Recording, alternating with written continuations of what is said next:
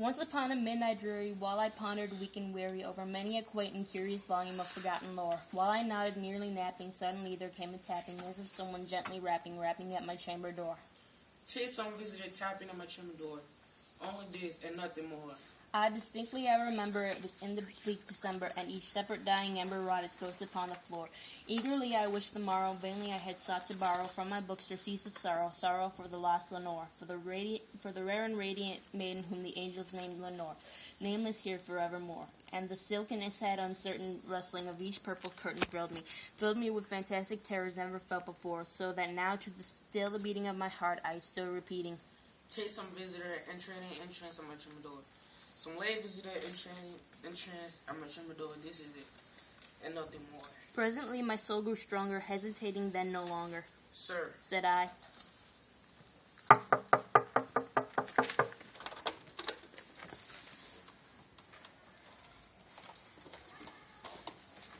oh, madame, truly your forgiveness I implore. But the fact is, I was napping, and so gently you came rapping, and so faintly you came tapping at my chamber door. That I scared was sure I heard you. Here I opened wide the door. Darkness there and nothing more. Deep into the darkness peering, long I stood there, wondering, fearing, doubting, dreaming dreams no mortals ever dared to dream before. But the silence was unbroken, and the stillness gave no token, and the only word there spoken was the whispered word, Lenore. This I whispered, and an echo murmured back the word, Lenore. Merely this and nothing more. Back into the chamber turning, all my soul within me burning. Soon again I heard a tapping, something louder than before. Surely, Said I, surely that is something on my window lady. Let me see then what threading is. And this Mr. Explorer, let me hear be still a moment. And this Mr. Explorer, 'tis the one and nothing more. Open here I flung the shutter, when with many a flirt and flutter, in there stepped the stately raven of the saintly days of yore. Not the least obeisance made he, not a minute stopped or stayed he, but with mien of lord or lady, perched above my chamber door, perched upon a bust of Pallas just above my chamber door, perched and sat and nothing more. Then this ebony bird beguiling my sad fancy into smiling, by the grave and stern decorum of the countenance it wore. Thought thy crest do shorn and shaven though. I said, Our show no craven, ghastly grim and ancient raven, wandering from the nightly shore. Tell me what the lordly name is of the night Plutonian shore. Quoth the raven,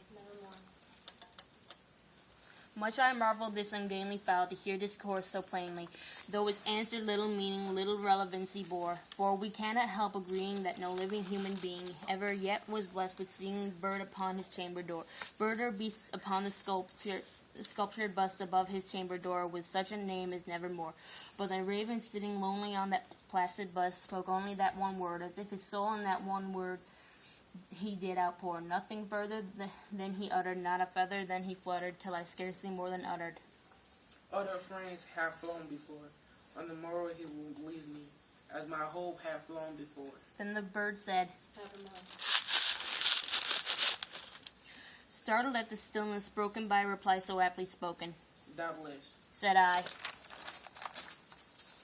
What is the other? It is only stock and store, cut from some unhappy master, who unmerciful disaster follow fast and follow faster. To his songs unburdened bore, till the dirge of his hope that melancholy burden brought of nevermore. But the raven still beguiling all my sad soul into smiling. Straight I wheeled a cushioned seat in front of bird and bust and door. Then upon the velvet sinking, I betook myself to linking fancy unto fancy, thinking what this ominous bird of yore, with this grim, ungainly, ghastly, gaunt, and ominous bird of yore meant in croaking nevermore. Thus I sat engaged in guessing, but no syllable expressing to the fowl whose fiery eyes now burned into my bosom's core. This and more I sat divining, with my head at ease reclining on the cushion's velvet lining that the lamplight glowed o'er, but whose velvet lining with the lamplight glowing o'er. She shall press, nevermore. Then methought the air grew denser, perfumed from an unseen censer, swung by seraphim whose footfalls tinkled on the tufted floor. Right. I cried, Thy gut hath laid like lengthy, By this angel he hath sended respite, and nothing from that memory of Lenore. Craft, oh craft, this can't Nancy and forget his lost Lenore. Quoth the raven. Nevermore. Prophet, Said I. thing of evil, prophet, still a bird of or evil or devil. Whether tempter's name or whether tempest tosseth, they hear a shore.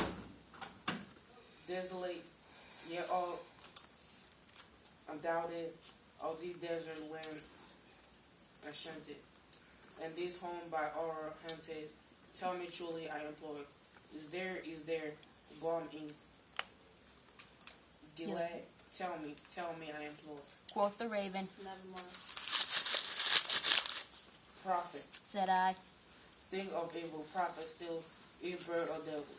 By that heaven that bent above us, by the God we both adore. Tell this soul with sorrow laden, if within the distance aiding. A sharp class is setting maiden, whom the angel named Lenore, clasps a rod and radiant maiden, with the angel named Lenore. Quoth the raven. Nevermore.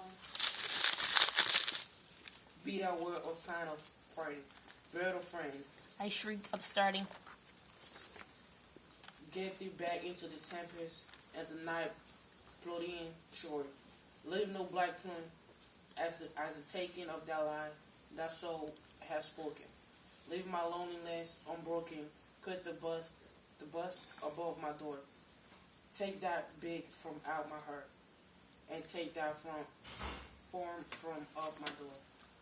Quoth the raven. Nevermore. And the raven never flitting, still is sitting on the pallid bust of Pallas just above my chamber door.